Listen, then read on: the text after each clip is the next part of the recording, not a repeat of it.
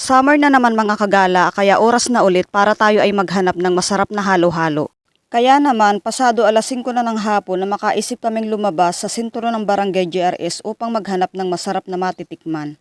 At natagpuan nga naming may nagtitinda dito lang sa baba ng MDY Building, sa katapat din halos ni Kuya MJ Barbershop at sa tapat din ni Idol Barbershop na may tindang ukay-ukay. Tara, pasok tayo mga kagala ko ng ating matikman ang kanilang halo-halo. Pagpasok natin dito sa loob ay may iba't ibang samot-sari pa pala silang itinitinda bukod sa halo-halo. Mayroong mga damit, patuka sa manok at pakain sa baboy.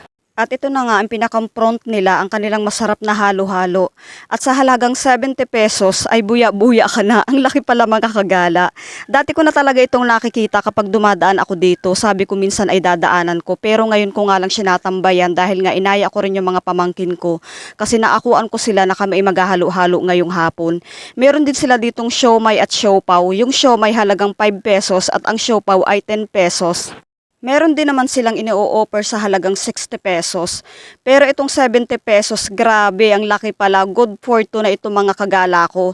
Tapos kung ikaw naman ay tamang kain lang ng halo-halo, pwede na itong good for 3. Pero kung ikaw naman ay sobrang hilig sa halo-halo, nako, baka bago mo ito maubos ay talagang hihinga-hinga ka na at bubuya-buya ka na.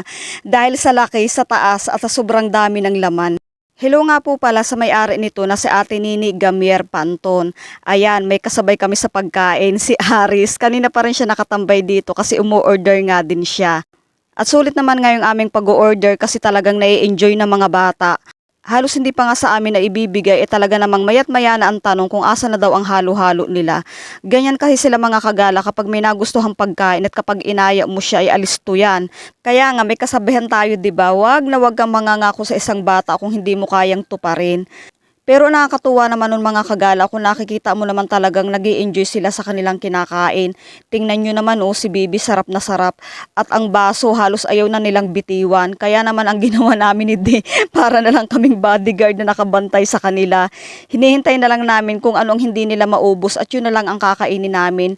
Kasi naman mga kagala kung mag-o-order pa kami ng tig-isa ni Di talagang hindi naman talaga namin mauubos kasi napakataas at napakarami ng laman ng kanilang order na halo-halo. Kaya nga sabi ko sa inyo, kapag sinabi nyong tara, kain tayo ng halo-halo, good for two na ito mga kagala. At kapag sinabi nyo namang tamang kain lang kayo ng halo-halo, pwede na itong good for 3 mga kagala. Kasi baka talagang hindi nyo maubos at napakarami. Pero tingnan nyo naman, itong dalawa naming bulilit na mga kasama. Akala mo naman ay mga tunay na pagkalalakas nga namang kumain ng halo-halo. At kulang na lang ay talagang ayaw nilang tanggalin sa harap nila ang kinakain nila. Pero sa totoo lang mga kagala, kapag kasama ko yung dalawang bata na yan, yan ay isa sa nagsasabi at nagpapatunay kapag gustong-gusto nila at sarap na sarap sila sa kanilang kinakain. Kaya nga si Bibi, sabi niya kanina, kaya natatawa sa kanya si Ate Nini, sabi niya, sarap. Ganon siya ng ganon, sarap. Ang cute-cute ni Bibi. Habang nga kami ay nagkukwentuhan nila Ate Nini at nila Aris at habang hinihintay namin ang mga bata na magsawa sa kanilang kinakain, hinahayaan lang namin sila. Si Tutoy ay nakaisipang mag-request ng siomay. Nakaalala siya ng siomay kasi paborito niya mga kagala ang siomay.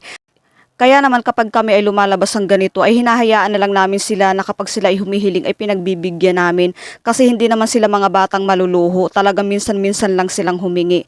Ipagdadamot mo pa ba sa kanila yan? Pagkain lang naman ang hinihingi nila at kinakain naman nila. Kaya habang bata pa sila ay hinahayaan namin silang mag-enjoy na kasama namin at ini-enjoy din namin na makasama sila. Kasi sabi nga minsan lang maging bata, darating at darating ang panahon. Unti-unti silang lalaki, mag-iiba at mag-iiba ang mga gusto nila sa buhay. Kaya mga bata pa lang ay enjoy na natin at sulitin na sila ay makasama na walang hinihintay na kapalit. Paano mga kagala? Hanggang dito ko na lang ulit tatapusin ang aking maikling kwento. Basta daan na lang kayo dito kapag gusto nyong magpalamig at talagang siguradong hindi kayo magsisisi kasi masarap at sulit ang kanilang halo-halo. Thank you po ulit kay Ate Nini Gamier Panton. Sa susunod po ulit, happy vacation po sa ating lahat. Sulitin natin na makasama ang ating pamilya. At maraming salamat sa inyong pagdaan sa pagtambay at sa oras ang inyong ibinigay. Hanggang sa muli. Bye!